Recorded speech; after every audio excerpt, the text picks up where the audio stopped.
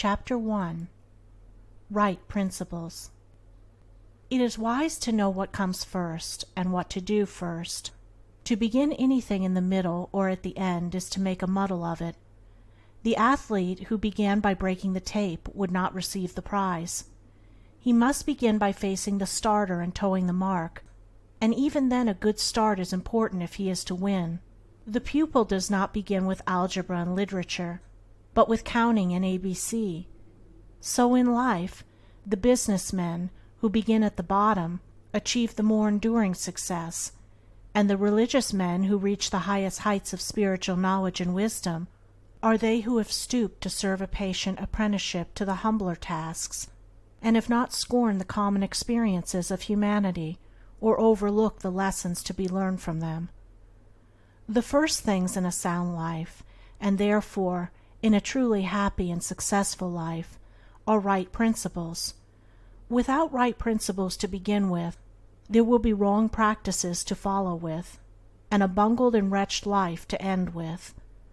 All the infinite variety of calculations which tabulate the commerce and science of the world come out of 10 figures.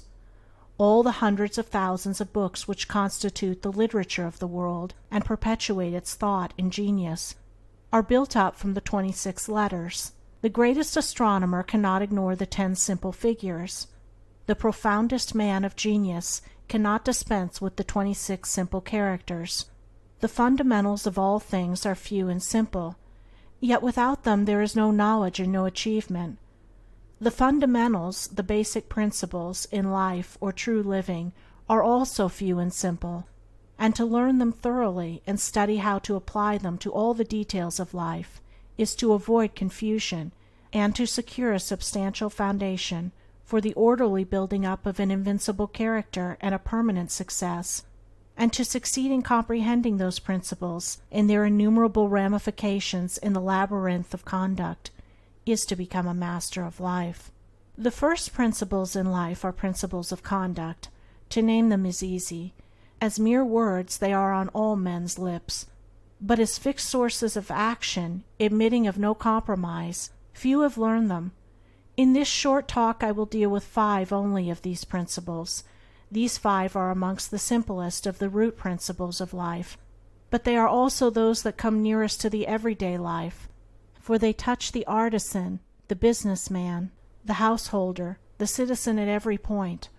No one of them can be dispensed with but at severe cost, and he who perfects himself in their application will rise superior to many of the troubles and failures of life, and will come into these springs and currents of thought which flow harmoniously toward the regions of enduring success. The first of these principles is duty. A much hackneyed word, I know, but it contains a rare jewel for him who will seek it by assiduous application. The principle of duty means strict adherence to one's own business, and just as strict non-interference in the business of others. The man who is continually instructing others, gratis, how to manage their affairs, is the one who most mismanaged his own. Duty also means undivided attention to the matter in hand, intelligent concentration of the mind on the work to be done. It includes all that is meant by thoroughness, exactness, and efficiency. The details of duties differ with individuals, and each man should know his own duty better than he knows his neighbor's, and better than his neighbor knows his.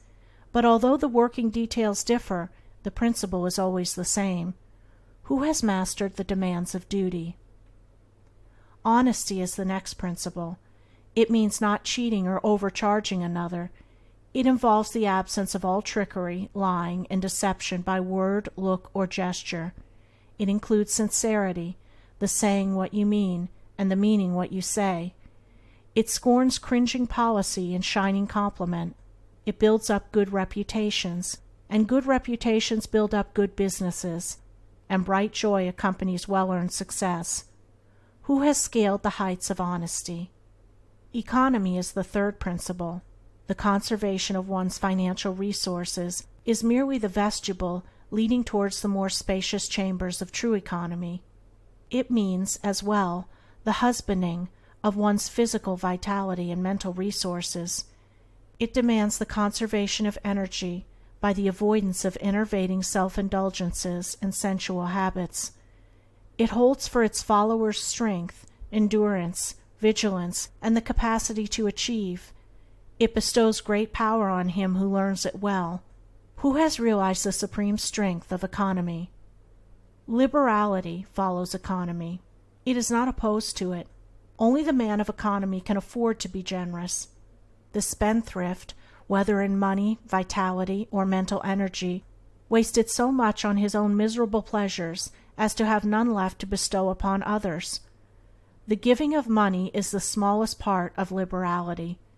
There is the giving of thoughts and deeds and sympathy, the bestowing of goodwill, the being generous towards calumniators and opponents.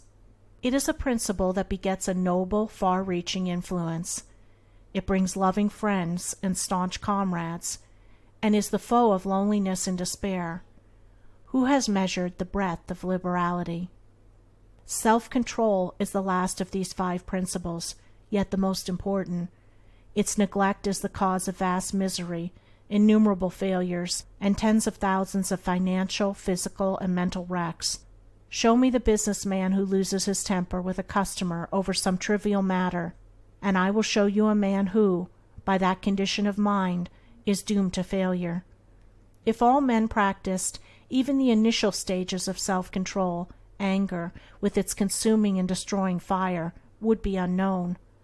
The lessons of patience, purity, gentleness, kindness, and steadfastness, which are contained in the principle of self-control, are slowly learned by men, yet until they are truly learned, a man's character and success are uncertain and insecure.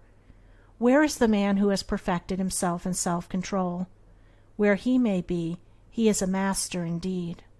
The 5 principles are 5 practices, 5 avenues to achievement, and 5 sources of knowledge. It is an old saying and a good rule that practice makes perfect, and he who would make his own wisdom, which is inherent in those principles, must not merely have them on his lips, they must be established in his heart.